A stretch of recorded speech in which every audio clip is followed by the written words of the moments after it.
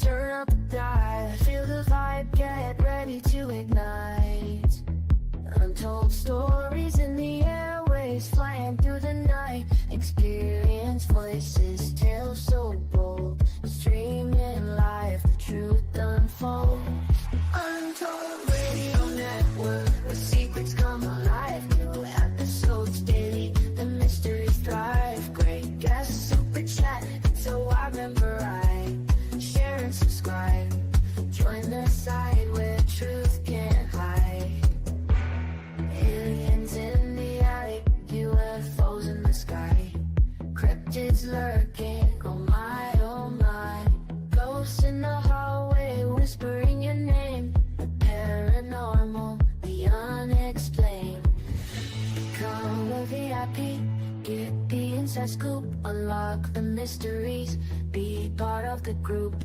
Live streaming stories are talking to you. Super chats buzzing, join the group. Untold Radio Network, where secrets come alive. New episodes daily, the mysteries thrive. Great guests, super chat, it's a wild member. Share and subscribe, join the side where truth can hide. So if you've got the guts and you want to explore, tune into the untold, it's what you're looking for. From aliens to ghosts and all that's unseen. Untold Radio Network, where the world's mysteries convene.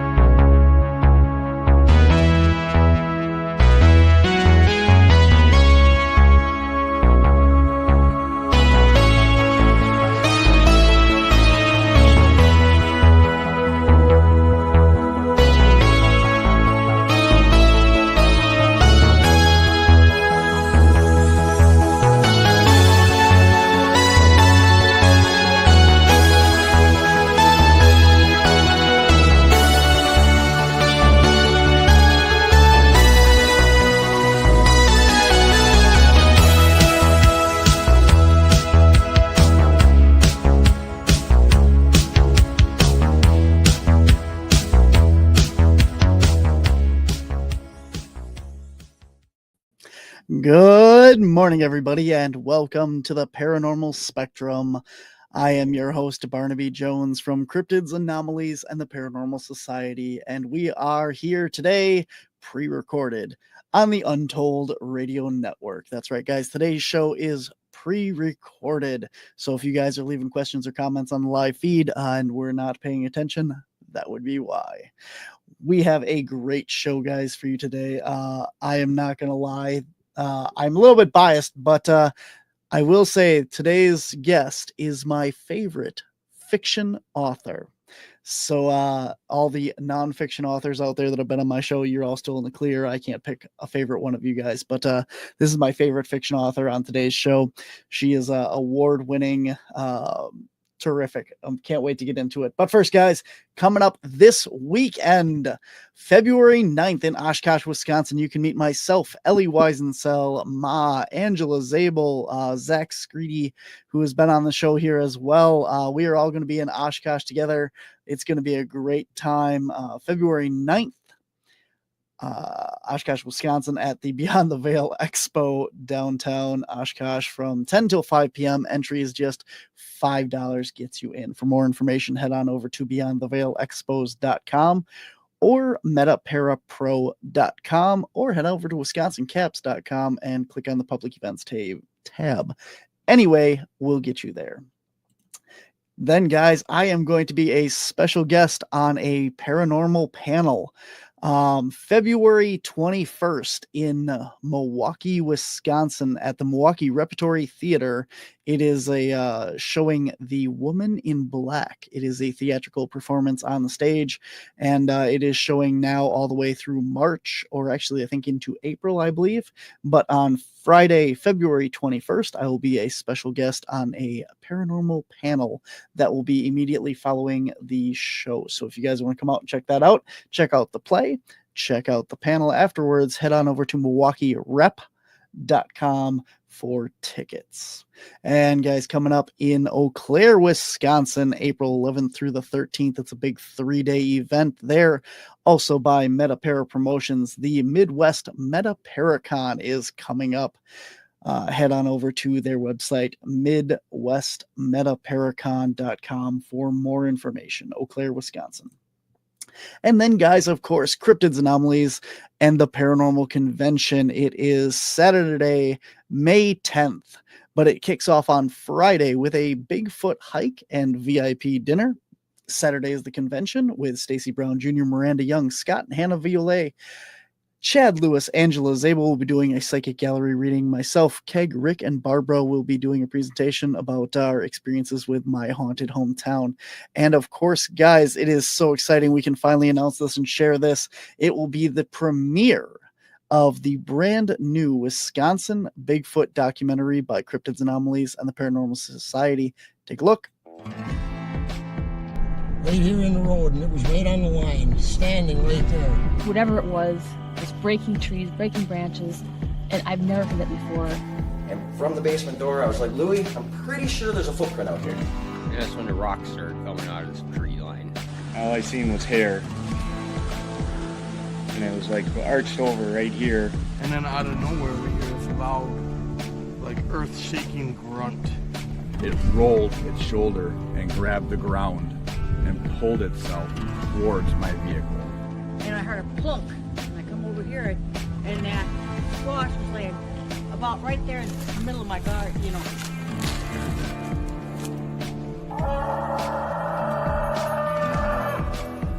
How do you walk in that in bare feet at 30-degree temperature?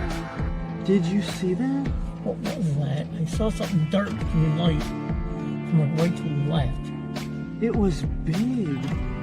Could be the little Bigfoot, maybe?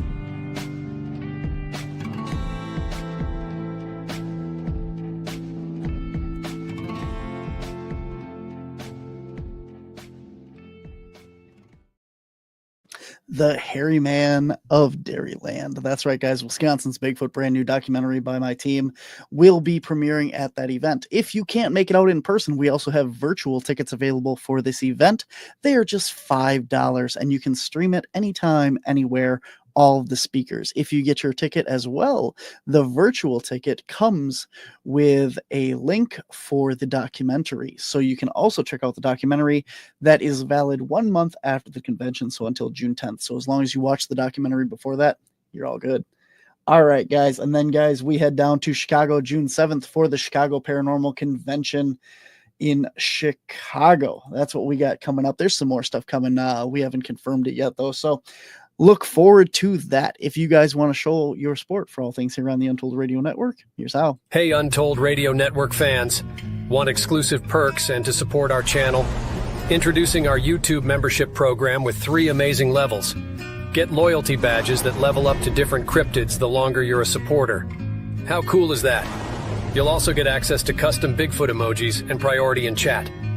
Upgrade to Backstage Pass for exclusive wallpapers, photos, status updates, discounted books, and merchandise. Go all in with the producer level for everything mentioned plus member shoutouts. Ready for an enhanced experience? Join now, pick your membership level, and let's make this journey even more exciting together. All right, guys, I want to remind everyone today's show is pre-recorded, so if you're watching live and we ignore your comments, that is why. Today's guest is Seanan McGuire. She was born in Martinez, California, and raised in a wide variety of locations, most of which boasted some sort of dangerous native wildlife. Despite her almost magnetic attraction to anything venomous, she somehow managed to survive long enough to acquire a typewriter and a reasonable grasp on the English language, and the desire to combine the two. The fact that she wasn't killed for using her typewriter at the 3 o'clock in the morning is probably more impressive than her lack of death by spider bite. Often described as a vortex of surreal, many of Seanan's anecdotes end with things like, "And then we got the anti-venom," or, "But it's okay, because it turned out the water wasn't that deep." She has yet to be defeated in a game of who here was bitten by the strangest thing, and can be amused for hours by almost anything. Almost anything, including swamps, long walks, walks in swamps, things that live in swamps, horror movies, strange noises, musical theater, reality TV, comic books, finding pennies on the street, and venomous reptiles. Seanan may be one of the only persons on the planet who admits to using Kenneth Muir's horror films of 1980s as a checklist.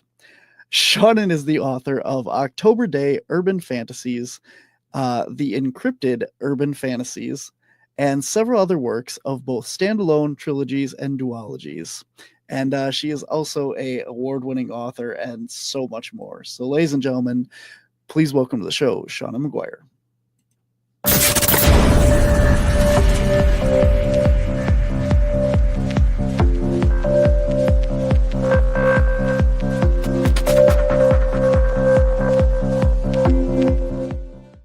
All right, welcome to the show. Thanks for having me. Absolutely. Thank you so much for being here, taking time out of your day. I know this has been an interview that I've been working on and trying to set up for quite a while now. I will be honest, I don't have a lot of time, as my fans and stuff of the show know, to sit down and read actual books. But a couple years ago, I started realizing I can listen to podcasts and audiobooks at work. Nice. And obviously I do a lot of research in cryptozoology and the paranormal and stuff like that for the show and that. And when I was searching cryptids, Bigfoot, I came across your series, the Encrypted series. And I'm like, well, I don't know what the heck this is, but we're going to give it a try. And the first book had me hooked, and I have read every single book of the Encrypted series. And then I moved on to October Day, and I have read all the Wayward Children books and Seasonal Fears. And I think I know you have a lot more, but I have read all of those in that genre of work and stuff. I haven't gone into I know you do Marvel and stuff as well, right? Yes, I do a lot of IP work. Though right now I'm mostly working with Magic the Gathering, the card game, doing their fiction. Very cool, man. Yeah. You have quite the imagination and quite the background and stuff, as well as like you have several honors and awards and stuff for your writing as well. Yes, at this point I have enough that my mother brags about them. Well, that's good. That is something we should all seek out to achieve, I guess. But so for my listeners and stuff, you are a unique person for me to have on the show, because you're not, well, maybe you are. Do you go out and investigate Bigfoot or the paranormal and stuff? I don't go out investigating Bigfoot. I live in the Pacific Northwest, so I figure where I am, Bigfoot will investigate me. The main thing that I investigate is less in the paranormal part of cryptozoology and more in the cryptozoological part. I've been on several expeditions in Australia looking for the thylacines. Nice. I do truly believe that they are still out there, and I desperately want us to find them, not because I think that humanity can be trusted not to exploit them, but because right now, legally, they don't exist. So right now, legally, I could go to Australia, shoot and kill a thylacine and bring its corpse home and not have broken any laws. But the second someone brings those to the attention of the Australian government and says, no, look, this is real, they are still here, they will get all those anti-poaching protections under law. And I want them to have those more than anything. So. Oh, that's amazing. I have some good news. I don't know if you know or not, but have you heard about Colossal Biosciences? I have. Yeah. Okay. So that is good news for them existing in the world. I feel like the loss of the thylacines is one of the greatest intentional crimes humanity has committed. We've caused a lot of things to become extinct, but the thylacine was so intentional and so calculated in a way that I just feel like fixing that brings humanity a long step toward making up for some of what we've done. But cloning and resurrecting the thylacine, that takes us more into a Jurassic Park situation. You know, is it going to actually be a thylacine, or is it 80% a thylacine with some patched in genes that we don't realize we picked up along the way? What's going on there?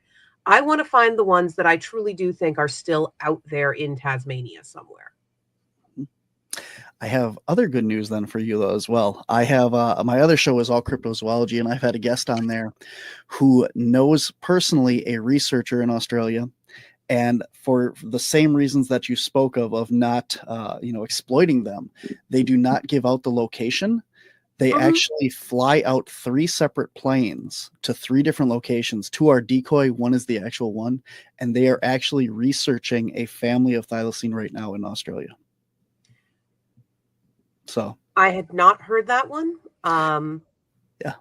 There are a couple people I can ask to corroborate that, and I think I will after we're done here, because absolutely the fact that I want so desperately to believe what you're saying makes me a little suspicious of it, but I want it to be true, and I hope you're right.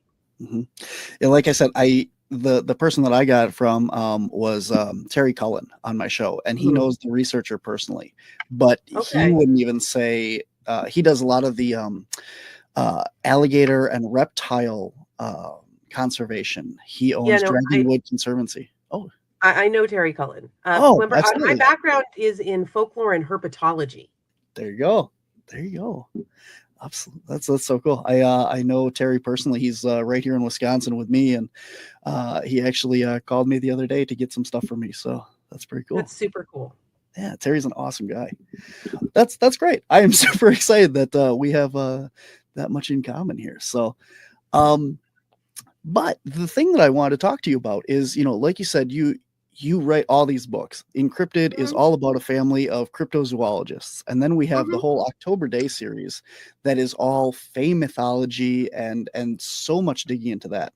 So I knew that even if you didn't go out into the woods or, out into the wilds and, boots on the ground research this, you have put in so much research just writing these books. Yeah. So what inspired you to do a cryptozoology book to start with? Well, so as I just mentioned, I was a dual major in university in folklore and herpetology, which is pretty much the cryptozoology degree. You're studying myths and legends, which are explicitly myths and legends, and then you're studying how to go out into the world and interact with potentially dangerous creatures, which there is no malice in an alligator. It's not trying to eat you because it's evil. It's trying to eat you because you're made of meat. Which, by the way, the reason I don't go looking for Bigfoot is that I'm pretty sure if Bigfoot is actually out here in the Pacific Northwest to find, the reason that people who find Bigfoot don't come back is because Bigfoot is eating them. You're not going to get something of that size and physical density in a place with this many bears that is not at least partially predatory. So cryptids are a very short step from the things that I was studying. And of course, when we were going out into the Everglades, we would hit all of the local, well, this is out here, well, that is out here. And there are strong ties between folklore and cryptozoology. We dismiss unicorns as mythological at this point. We're like, those are just fairy tale creatures. They're not cryptids. But there are multiple documented historical records of unicorns' heads, not just the horn, which can be dismissed as a narwhal horn that's been traded down from the Arctic, but the unicorn's head being presented to royal courts in Europe. The last documented case of a unicorn's head being given to a monarch was in France, and that head was handed over less than 5 years before the first major cholera outbreak in the country. So, which is part of where the encrypted books came from, was just looking at the historical link between we killed the creature that supposedly purifies water, and now we have a waterborne disease. And this is actual documented history that this sequence of events occurred. Now, does that mean that unicorns actually existed and actually had a water purifying quality? We don't know.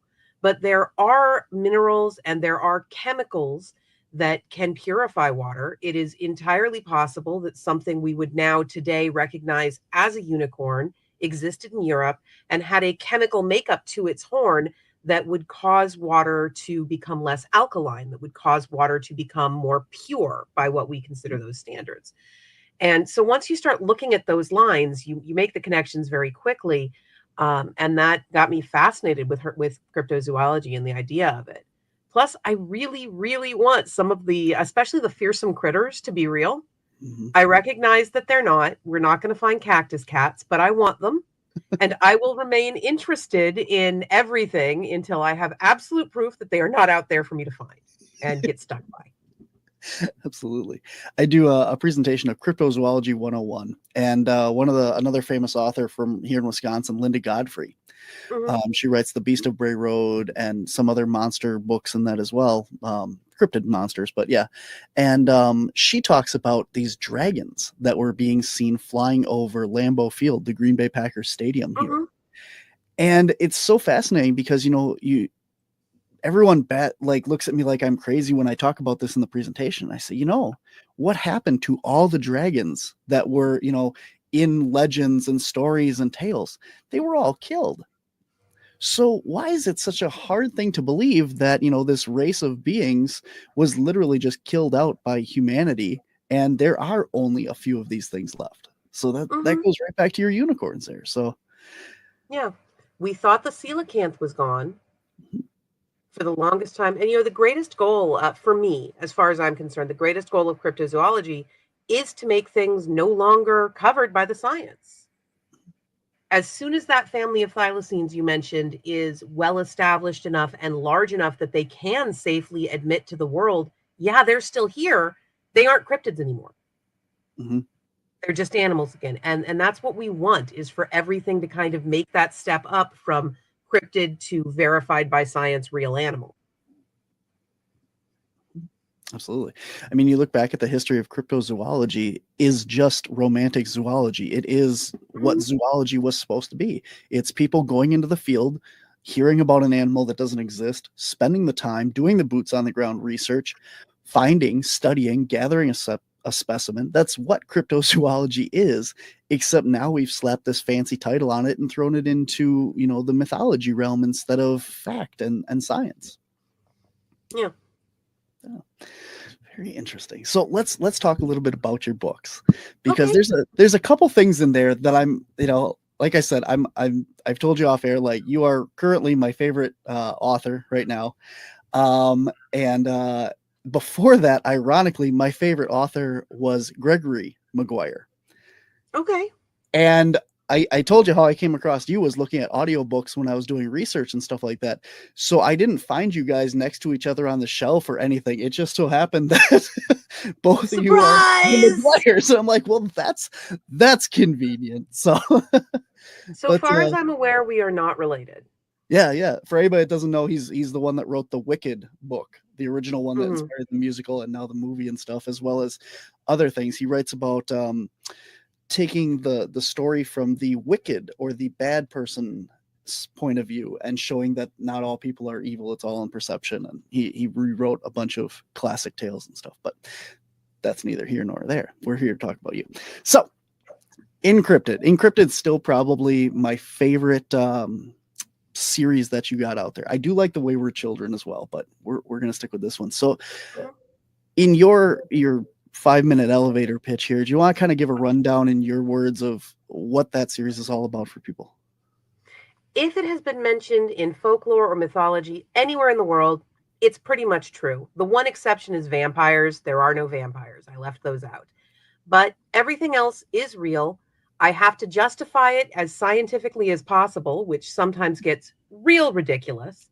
And there is an organization of monster hunters that formed back when dragons were actually destroying villages in Europe to fight anything that they view as unnatural. That's the Covenant of St. George.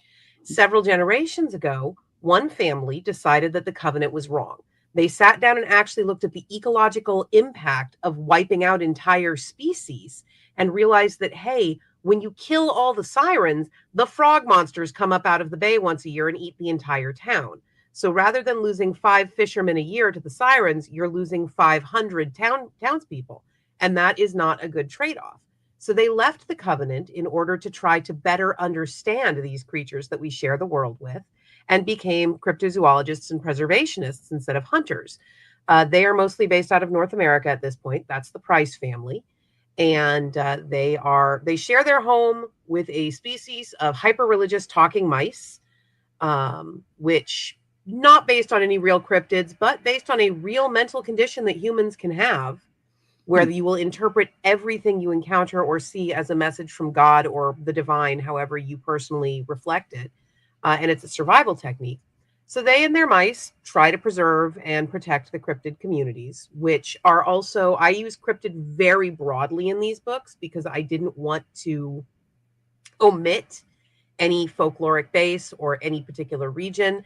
So if it is a creature from stories that is not directly tied to being someone else's god, it exists. So we have a lot of mythological things kicking around. We've got gorgons, we've got the aforementioned unicorns, they're assholes, we've got dragons, all sorts of things. And we're having a good time. We are many books in at this point. Let's see. We are 15 books in. Number 14 comes out in March. Absolutely. I got a good time to plug that. So this is your brand new installment of the Encrypted series. What can we look forward to from this? Anything? Can we hear anything? It is largely set in Worcester, Massachusetts. In part because I wanted to talk about the Turtle Boy statue far too much. But it means I was able to bring in some of the East Coast cryptid families, including the Hockomock swamp beasties, which are a humanoid cryptid that we think is closely related to the swamp ape that is only found in the Hockomock swamp in Massachusetts. So it's a single region humanoid cryptid. Very cool. Very cool. Can I ask who the main speaker is in the book? That would be Mary Dunlavey. Okay. Mary is a ghost. She's the front figure on that book cover that you're showing right now, the lady with the white hair. And this is her second book. She previously narrated Aftermarket Afterlife. She's been with the family for 4 generations now.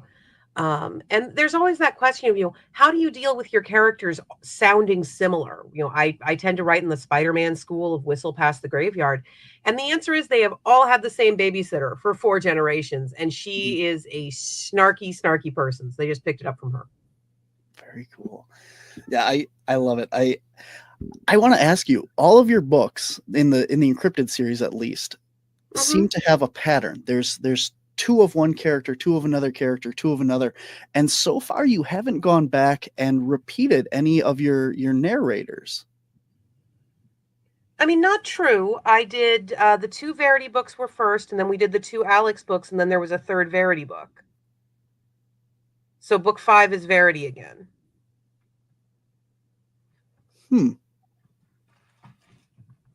I don't remember. And Antimony had 3 books.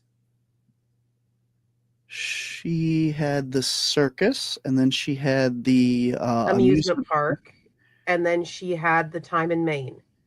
So she had Magic for Nothing, the Tricks for Free, and That Ain't Witchcraft.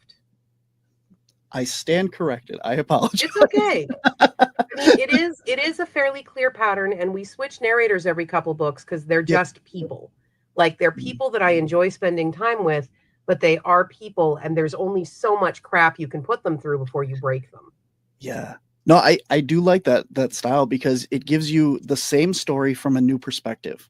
Like, I did not think that I was going to like the last book that came out that was narrated by Mary. And I thought that one was very well done because she can tie everyone together. And that was very interesting the way that was done.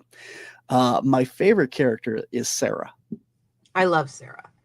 Sarah has been an excuse to do so much weird biology. Yes. Sarah is from a species that comes explicitly from a different dimension. They're called the Jorlock, and they look like people, but they are really hyper-evolved telepathic wasps. And figuring out how to get there was an adventure. Did you, we talked about like a lot of your characters, like you base a lot of the cryptids and stuff on research and actual folklore and mythology and stuff, with some liberties to make it fit the storyline in that. But is Sarah based on anything, like aliens or certain species or anything that you've done, or is she completely just thrown out there? She's pretty much just thrown out there. I really like wasps. They are, sorry, I think I'm on video. This is Elsie. Yep. This is actually a good example of a cryptid that has been declassified. Elsie here is a Maine Coon cat, and there was a period of time where people thought that the stories of giant cats coming out of the woods in Maine were entirely apocryphal. So she is a former cryptid, but she is also extremely demanding and is now getting petting so that she doesn't stand up and shove her claws into my arm. That's fine. Good to have her on as well. Yes, there you go. But no, Sarah is just based on the fact that I like wasps. I'm in Washington State. We had the murder hornets a couple years ago. I actually found one of the hives of those. It was located in a large blackberry bramble behind a Wiener Schnitzel, which is a hot dog fast food chain. And I was picking blackberries, and one of the wasps came out to basically see what I was doing. And the thing about those, and many species of wasp, if you don't bother them or present a threat, they generally will not threaten you. So I gave the wasps a soda, and after that, they let me come back and keep picking blackberries. They do recognize human faces. They do figure out if you're someone that's going to threaten them versus someone that's just going to coexist with them. I'm not saying let's all go out and be friends with wasps or Disney princess your way through waspland, but they are a charismatic insect that you can kind of make a treaty with if you work on it. Absolutely. Yeah, Sarah is just a unique character. She's like trying to fit in my opinion, like to fit in with the other characters and still stay on the outskirts, especially after, the latest adventure that she went on here is just kind of destroyed a lot of things and still coming back. And I honestly feel for her in that story because you finally got to have her make this connection and it all just blew up. And now it's trying to come back from it. And that's still my favorite character all the way back from the first book when she was in there with Verity in New York. So yeah, no, I love her. She is probably my favorite character to write. My favorite character, just period, is Alice. The entire series was written to explain why you had to care about the situation that this lady was in with her missing husband. So, yeah. Oh man, that's very cool. And I mean, like, so I'll tell you this too. I'm gonna mess this up, but is the girl in the green silk dress, whichever one, green silk gown. There you go. I'm blanking on her name, but the hitchhiking Rose. Thank you. That book actually inspired us to do our urban legends episode of our research here in Wisconsin, because I was listening to that book at the time and I'm hearing all these stories of, the hitchhiking ghosts and the woman in white and all this stuff. And I'm like, I wonder if these areas of high strangeness, because we see these stories of the woman in white or, like the hitchhiking ghosts, and their stories are repeated all over the United States, all over the world. So does this spirit, does it inhabit that area because the area is high in electromagnetic energy or a special area? Or is the fact that this spirit is there why it's haunted? So we looked into all that and stuff. What do you think on the whole hitchhiking ghosts and woman in white phenomenon? So there was a hitchhiking ghost in the area where I grew up. I was in Contra Costa County, California. There is explicitly a hitchhiking ghost who appears in the shadow of Mount Diablo. And that is a story I grew up hearing my whole life. But my actual fascination with hitchhiking ghosts came from a horror movie. There's a movie called The Midnight Hour. It was made for TV in the 1980s with LeVar Burton. And it first aired the Halloween that I had strep throat so bad we thought I was going to die.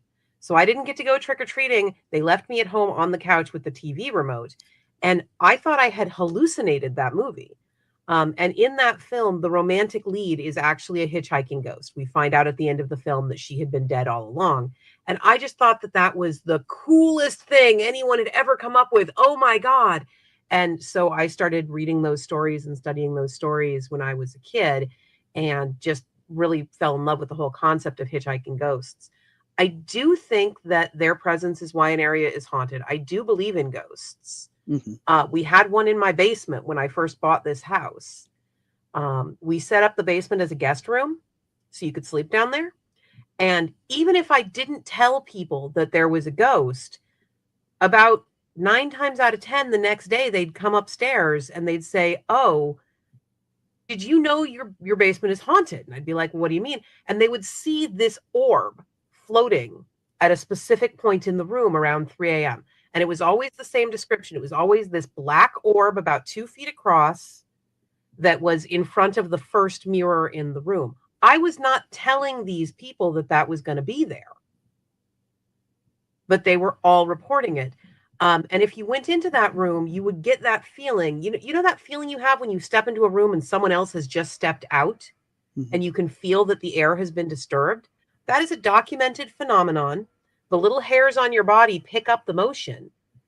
So normally if you step into a completely empty room, you won't have that feeling. Anyone going into the basement would have the feeling someone else had just been there and had stepped out. There are no other doors. We actually set up a nanny cam at one point because we thought maybe a homeless person was breaking in through my office and sleeping in the basement. And if they were, we wanted to offer them a shower and a sandwich. Like, you don't need to just be coming in like that. But no, it was this ghost. We had a heat wave a couple years ago where the temperatures upstairs became absolutely unlivable. So I went to sleep in the basement for 2 weeks. And that was fine, except that toward the end of that, I woke up and it wasn't the orb. It was the silhouette of a man. And that is an escalation that I had not approved. I contacted an exorcist, and the room has not had that disturbed air feeling ever since. And no one has seen the orb. Wow. I didn't want to ask the ghost to leave because he was here first, but you don't get to escalate on me like that, my dude. I'm sorry. No, that's understandable. Yeah. I mean, that's what you say, you got to take back control of your space and say, hey, it's all right if you're here, but you don't have the right to do XYZ at this time or whatever. And absolutely. Very cool. So you have all these cryptids, you have your ghosts, and you also have brought in another amazing phenomenon. And this is, we don't talk about this either, is the crossroads. And this is a place where, all this magic happens, and there's so much folklore and stuff behind that. Tell us a little bit about like the history of the crossroads and, where this stuff all come from. Where's the mythology from that? So a lot of the crossroads mythology comes from colonized America. North America, we have 2 separate sets of folklore. We have the indigenous folklore that came here before the Europeans, and then we have the folklore that has grown up since the arrival of the Europeans. And the whole idea that the crossroads are where you can go to contact the devil, to make deals, to make bargains, that really solidified in North America around the 1900s. You do find instances of it in Europe, but it's not as strong or as common.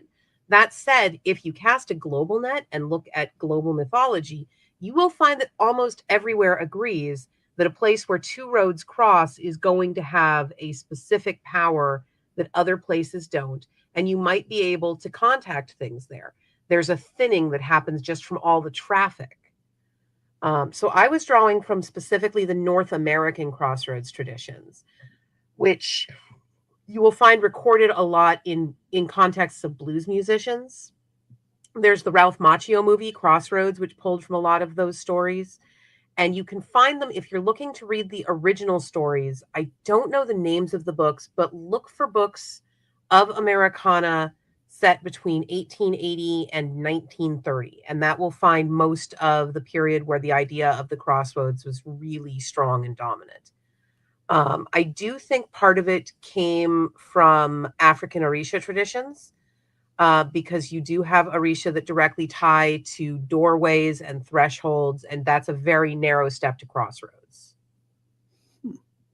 I remember hearing something about I don't know if he's a jazz musician that sparked my memory there, but there was a guy who went to a crossroads and sold his soul in order to become a better musician, and there's literally, he wrote a song about that, but I don't know who it is, but yeah, no, that is one of the more famous crossroads narratives. I don't remember who sold their soul at the crossroads. Interesting. I lost my train of thought. I had another question that was coming after that. Robert Johnson. Okay. Yeah, no, he died in 1938 at the age of 27. So that puts the point where he supposedly made his deal really squarely in that window for crossroads mythology. And I think the fact that he became famous for having done so, whether he actually did or not, is probably part of why the crossroads solidified so firmly in the American folkloric consciousness. Interesting. Very cool. You also have things like route witches in your book. Yes. And these other beings and entities that gather power from movement, like the train spotters and stuff like that. And, tell me a little bit about the history and the mythology behind them. So route witches are just people who gather power and become stronger through a connection to the roads. And for them, distance traveled is power gained.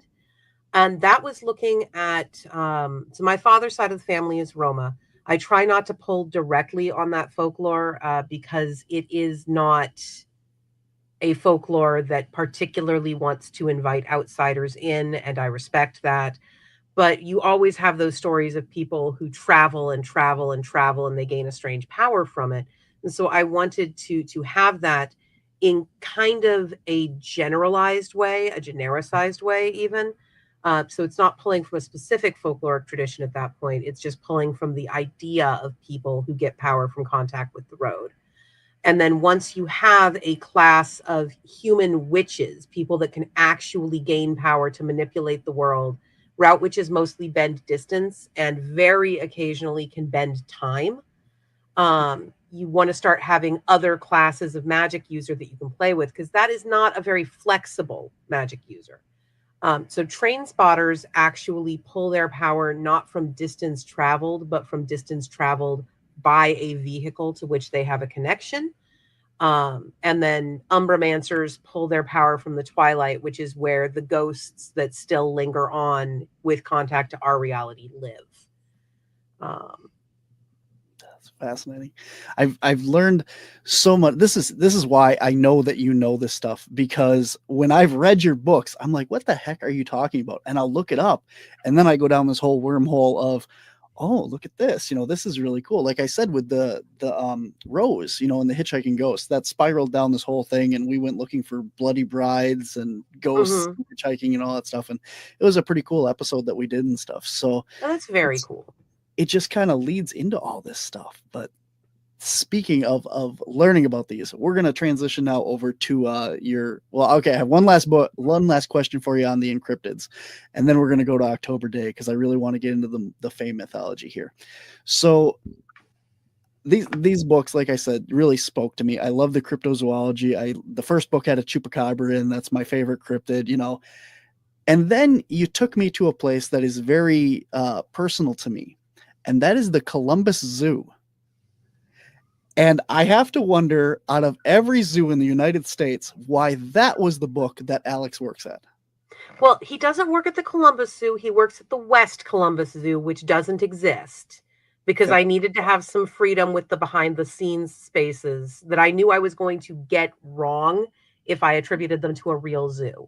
The behind the scenes spaces at the West Columbus Zoo are actually much closer to the Tucson Zoo in Arizona. But the reason that he's there is that my girlfriend, who actually lives in Madison, Wisconsin now, used to live in Columbus, Ohio. And she would complain that anytime there was any kind of urban fantasy or fantastic thing going on, it always happened either in New York or California. New York or California. Nothing happens anywhere but New York and California. So I have tried with Encrypted to be as widespread as I can with where things are located. There's a Gorgon community just outside Columbus, Ohio, and there are all sorts of wackadaisical, cryptozoological and really mythological things going on at the West Columbus Zoo. You've got somebody breeding basilisks in the back room of the zoo. And the basilisks are just animals. They are not bad. They deserve to be treated with care and compassion, that sort of thing. But that is why we wound up in Columbus, was just that it made Amy happy. I genuinely regret that I have not yet been able to set anything in the field of concrete corn. There is a field of giant concrete corn cobs in Columbus, Ohio. They're each shoulder, and they're just kind of set up in these parallel rows. And why and what is going on here, and we do not know, but I like them. I have not heard of that. That's cool. No, it's really cool because even, as you've said a couple times throughout here, that, in your books, Verity and Antimony are very into, this cryptid is trying to kill us, but it's not a bad cryptid. It's just its nature. It's just an animal. We're going to save it. And I love that because it preaches the conservation. And even if this thing is trying to kill you, it's just its nature. It's not, malice or anything bad by it. It's just what it does. I used to do alligator surveys back when I was a herpetology student. And that's where you go out into a place where there are alligators, usually the Everglades. And you go and you count alligators to make sure that their numbers are where you want them to be. And the thing about doing an alligator survey is you are in a little unmotorized boat surrounded by predators older than the human race. And sometimes those predators try to get into the boat with you. And that is very upsetting, but it's not their fault. You're made of meat. You're in their house. Let's hope you live. Absolutely. I 100% agree. I assume you've listened to your audiobooks personally, right? Not the entirety of them. I listen to all the narrators and I'll generally get through about half a chapter, but then it starts to drive me absolutely up a tree. Okay. Anyone who is reading a book aloud to be understood is talking too slowly compared to how quickly I read.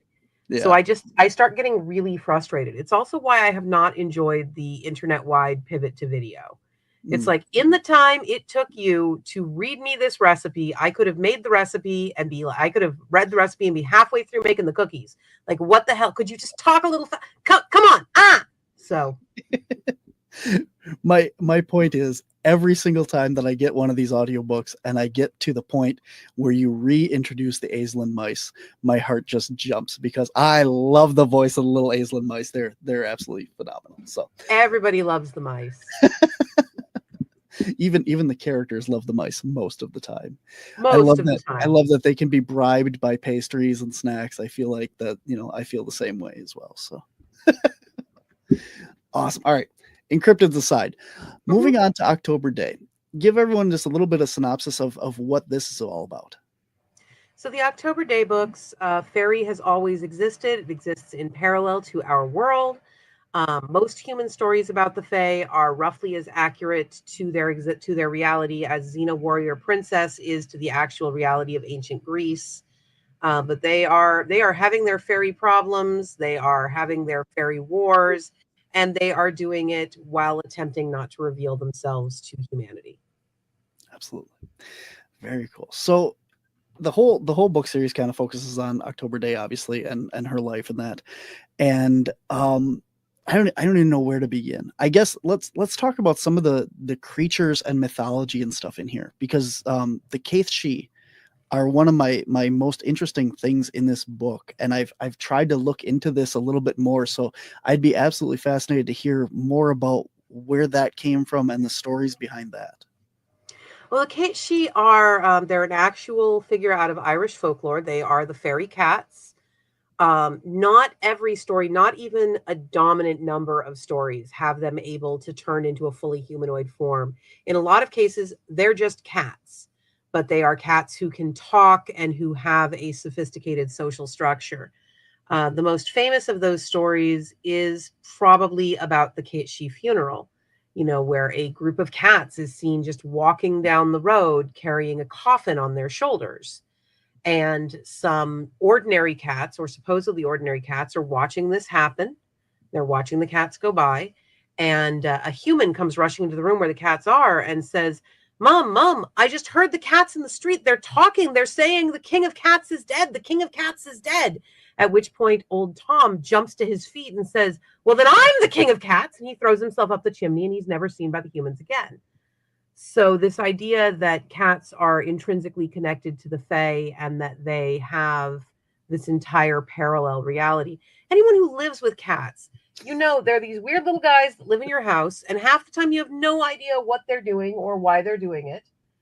Right now, my cats are all pretty much chilling in the room, except for I have a cat named Verity. She is named after the character, and she would like to speak to your manager. So we don't know where she is, probably off looking for the manager. But she came from that, and they are a well-known enough type of fairy that I wanted to include them in the October Dave series when I started it out, just because they would be recognizable to a lot of the initial readers I was hoping to attract. Absolutely. It's phenomenal. I think that the Fae lore is probably one of, not necessarily worldwide, but in Ireland and Iceland and stuff, is one of the most legitimate folklores. There's nowhere else that literally will change construction and move roads and stuff for these beings than with the Fae mythology. Yep. And it is so for worldwide, I can't speak to every culture, but in terms of the Fae, one thing that some of us are really trying to work on is this idea that was brought by European folklorists who were documenting the rest of the world, that all hidden people were Fae. They're not. Fae and Fae folklore are pretty much exclusive to the European area. We like to call kitsune fox fairies and such, and they do show up in the October Day series because I was much younger when I wrote that, but they're not fairies. They're yokai. It's a completely different setup. So it is important to decolonialize folklore, that we not refer to, Menehune as Fae, that we not refer to the figures of Aboriginal Australia as Fae. They are a different thing. They are hidden people, which is the same classification, but it's not the same thing. Oh, absolutely. That's cool. Yeah, there's so many characters in the October Day book. I mean, there's so many characters, and it's fascinating, like I said, that each time a new species, character, or whatever is introduced, it leads you down this whole rabbit hole of, well, I want to know more about that.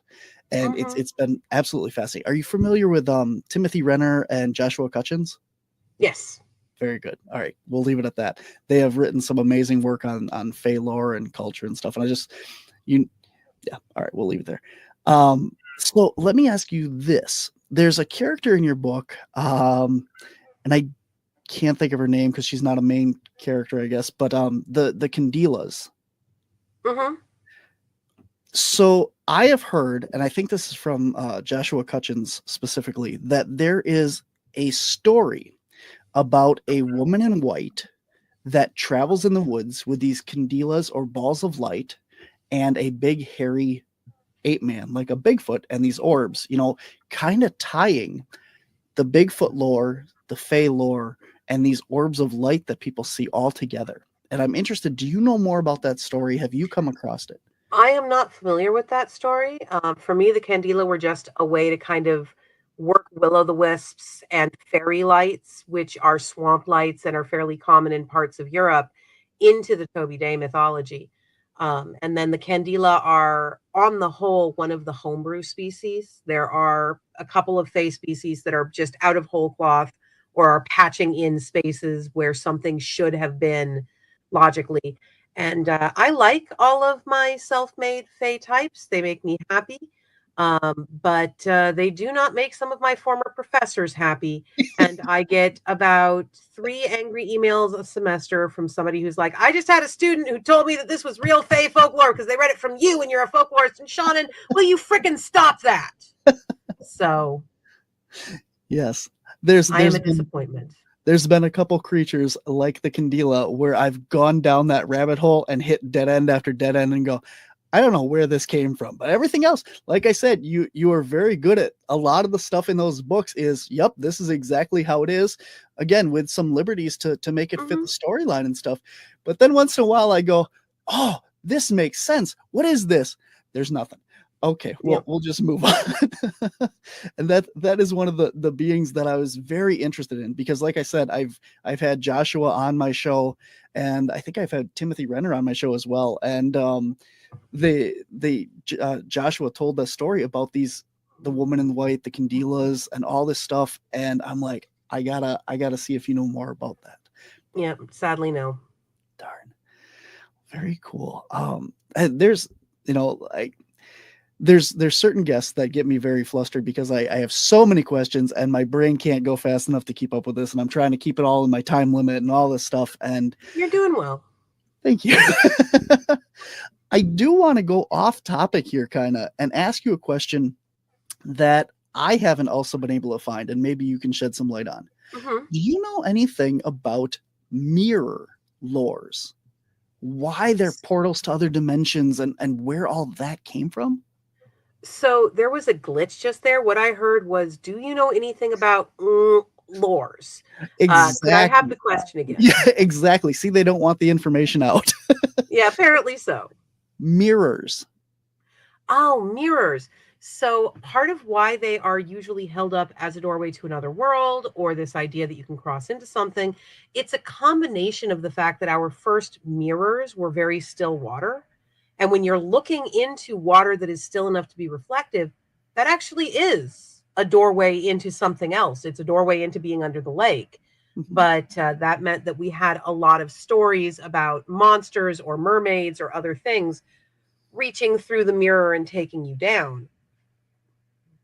And then our earliest mirrors, the glass mirrors, were silver backed to create that reflective surface. And silver has, of course, always had all these folkloric properties, all of these ideas that it's tied to magic and the moon, and sometimes can be used to repel certain negative monsters.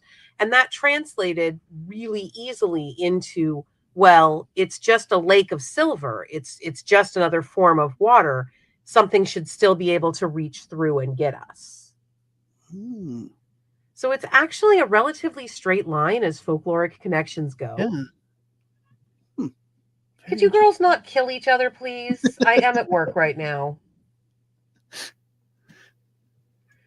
Nope, they're going to kill each other, so. Perfect. I lost my train of thought again. Well, I do have two Maine Coons body slamming each other about 3 feet away. I got all I can think of is, why don't you have a cat named Tybalt? Why don't you have a cat? That's the only thing. Every time you bring up the cats, that's what's popping into my head.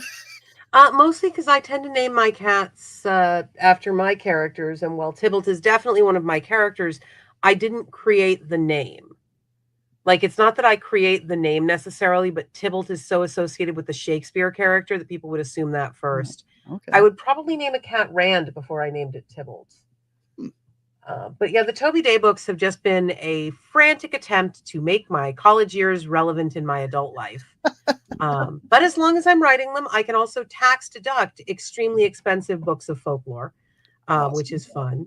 I have another series. It's just 2 books called Indexing, which is entirely based around using the Arne Thompson's motifs in folklore and literature as a cataloging system for fairy tale police. And I wrote those to justify buying an actual Arne Thompson index. A couple years ago, the state folklorist of Minnesota retired.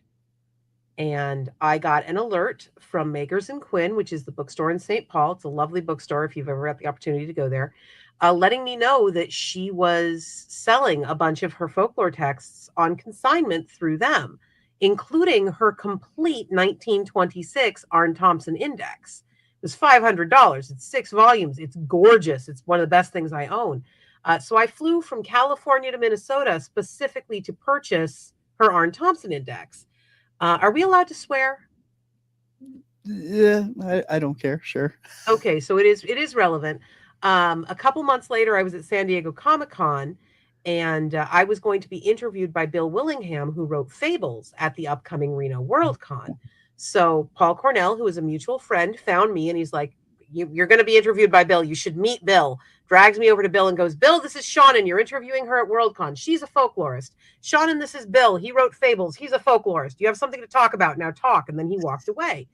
And Bill, looking for something to talk about, goes, you know, I'm from Minnesota, right? And I say, yeah. And he says, did you know the state folklorist of Minnesota just retired? And I'm like, actually, yes, I did know that. And he goes, I was on book tour and some out of town bitch snuck in and snaked her Arn Thompson index right out from underneath me. What do you think about that? And I said, I think I'm the out of town bitch. So, you know. Very good. Very good. I'm proud of you. Very proud. So am I. Love stories like that. Yeah. I actually remembered what I was going to ask you. So, oh, good. You have the, let's see, the king and the queens of fairy in your books. Mm-hmm. Now, one thing that's bothered me is when I look up the folklore and stuff about this, the queen, one of them has a different name than your book. In what I have seen. And I, off the top of my head, I apologize again. There's a lot going on. I can't think of the names, but one of the female queens, well, obviously the queens is wrong from, maybe it's the way that the narrator reads it, but I don't know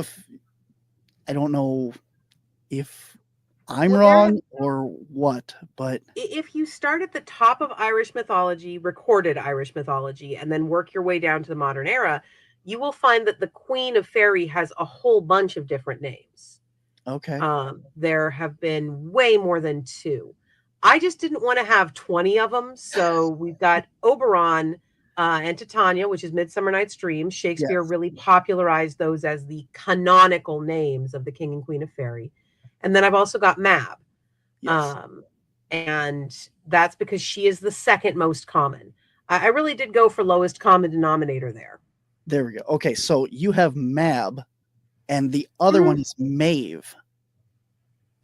It is so it is one of those things where it anglicizes to Maeve, but it is generally pronounced Mab. Okay. Or Mav. Her name is Mab. But you know, we roll with what we get. Perfect. Yeah, that's kind of always like not bothered me, but I was always like, well, when I look up the stuff, because I was interested in fays and stuff, we've done stuff with fairies and stuff, and I've looked into this and I'm like, this isn't right. Now, again, going back to, I know that you do your research. I know that a lot of this stuff is based. I'm like, why would you change the name? And I just was trying to figure that out. So, I mean, I have one name that I changed because I typoed it. Okay. The Lushak actually is a Scottish folkloric figure. And her name is spelled Luideag. In the books, it's Luidaeg, not EA. I was writing on a typewriter when I started this series. I typed the name wrong. And then when I moved to computer and transcribed everything, I taught it to my spell check wrong. So, hey, it is strictly author error. Which is great, because if you go to the October Day TV tropes page, there's a whole argument about everyone else seems to come from folklore. Why doesn't the Lushak? And it's like, because the author sometimes transcripts things. Interesting. See, I don't have that problem because I just hear it read to me. Like I said, I've listened to every book, but I don't have the physical one, so I can't. I don't know what's spelled wrong here. You're off the hook. That's fair. Yeah, that is the only thing I am aware of that I have spelled consistently wrong. Awesome. I mean, there's so many things we could talk about. Absolutely. I gotta say, I love your books. I love the cryptid stuff in them. They keep me busy when I get sick and tired of reading too much. I guess for my sake, it would be, you know, the nonfiction books of Bigfoot and all that stuff gets a little heavy, and I need to cleanse. And I have honestly listened to, aside from October Day, I've listened to Encrypted and The Wayward Children both twice. So nice. I absolutely love the books. They're amazing. I do want to give you a chance. We're coming up here on the end of the hour and stuff. I want to give you a chance to talk a little bit about the Wayward Children books, because I think this series is so cool. Oh, thank you. I was a kid in the 1980s, which was really the modern resurgence of portal fantasy before this one. A portal fantasy is a fantasy in which you can open a door and step through it into a completely different world with completely different rules, at the end of which you will probably return to this world and the rules that you were raised on, having had some grand adventure and changed as a person. You know, Labyrinth is a portal fantasy. Most children's cartoons in the 1980s were portal fantasies. House is a portal fantasy. It's a very popular subgenre. And something that always bothered me is that these children would go on these wonderful adventures, lands full of fantasy, different rules, where they were taken seriously and treated not necessarily as adults, but as if they could handle problems and solve things. And then they would return to this world and congrats, you're still 12. Like, it doesn't matter that you saved the kingdom and have been running a government for 3 years. You're 12. You get to cope with that. And I always kind of wondered, what would that do to you psychologically? So I write the Wayward Children books, which are portal fantasies about children who have traveled through doors like that, had wild adventures, and then ended up back in this world, and how they are psychologically dealing with that transition. And also the adventures that they had, the things that they went through, the kinds of people who find those magical doors, because it's very rarely the people that have happy and contented home lives that find those magical doors. Having been a girl who was inclined to wander off into creeks and meadows looking for snakes and lizards, and having seen how much more quickly my male peers got caught, one of the themes is that there are a lot more girls than boys that find these doors, because as children in our culture, it is expected that boys will be louder. And that means that their parents can kind of navigate where they are by the sound. So if you have been taught to be quiet and meek and not attract attention, you can creep off a lot more easily. It is not a sexist storytelling choice. It's a reflection of sexism and child rearing, but it does have the same impact on cast. And they are an incredibly fun series to write. They are much shorter than my other books. They're novellas rather than novels. And they come out every January. The most recent one was Adrift in Currents Clean and Clear, which is set in a Russian folklore-inspired land under the lake called Beloreka, which is about a community of humans that live kind of in symbiosis with giant turtles in a world where everything is water. It's just water with different levels of weight. So there is drinking water, and then there is breathing water. And then above the breathing water, there is air. I haven't got to that one yet. That's your newest one, and I don't think that I have that one downloaded yet. My last one was the place where all the things go missing. Mislaid and parts half known. Yes. Yeah. Where she goes back, and yes. Well, I shouldn't have said that. I'm sorry. No, it's the pattern of the books. Yeah. Sorry, the title for that one is hard for me, because the first book, there are 2 books dealing with a character named Ansi, Lost in the Moment and Found, and then the second book, which was originally called Mislaid and Moved Around, and my publisher renamed it because they felt that was too passive. And I'm like, that's cool, but it's the other half of the song lyric that the first book was named after. So sorry about that. It's okay. We've had cat influences here. So I was gonna say, my Alexa's telling me my next interview starts in a half hour. So, but so I want to give you an opportunity here to talk about these, because, well, I'll tell you this first. My favorite is Jack and her sister. Mine too. Those are my favorite books. And when you met them, I was like, that's my favorite character right there. And then we get to go to the Moors, and I'm like, this is phenomenal. I love these. But now I've come to really like Ansi, right? Mm-hmm. Yeah, I like the place where she goes and everything like that. And those 2 books have really connected with me as well. I like that, but that's there. Now, I want to give you an opportunity to talk a little bit about this, because there is a disclaimer at the beginning of her first book. Mm-hmm.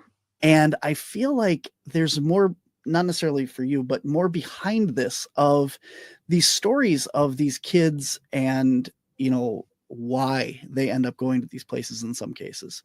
And I want to give you a little bit of chance to kind of talk about that and why you incorporated that and your thoughts on that. So the disclaimer that he is referring to at the beginning of Lost in the Moment and Found is very vague unless you realize what it's talking about. And if you realize what it's talking about, it's very specific.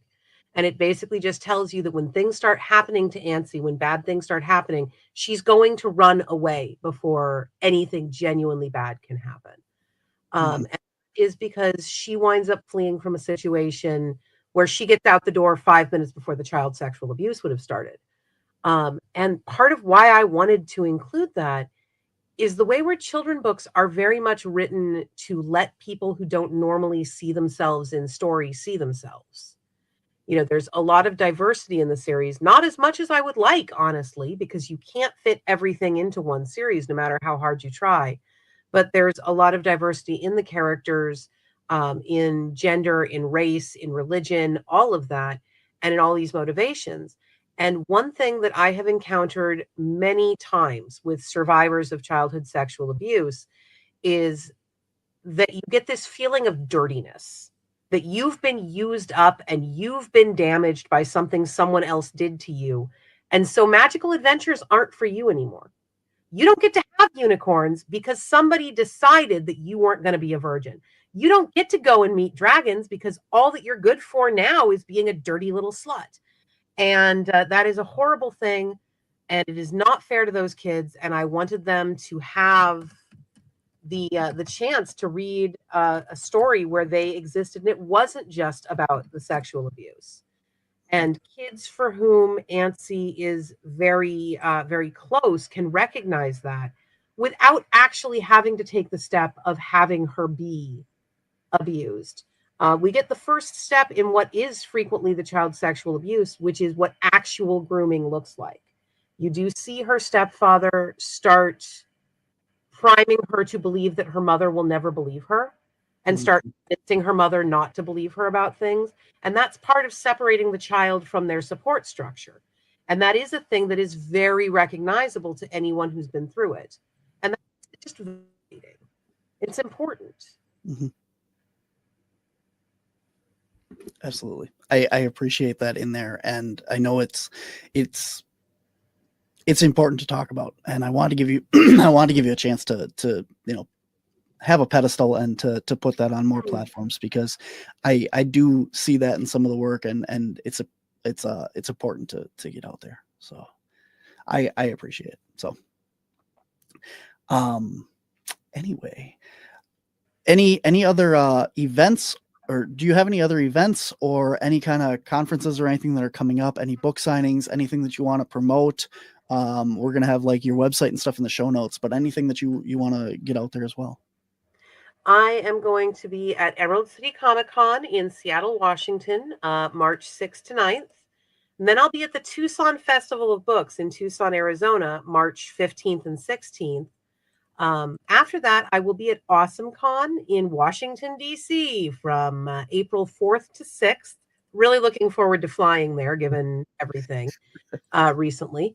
And then we'll probably be doing a small book tour later this year for Overgrowth, which is coming out under my Mira Grant byline. And that is my alien plant invasion book. I'm very excited about it. I thank you so much for your time. Like this has been an absolute blast. I've been looking forward to this for so long, to have you on and pick your brain and stuff about this, because like I said, I spend so much time with your characters and stuff at work at night. And that's part of the reason why I like doing these shows, is because I get to talk to the people that I want to talk to.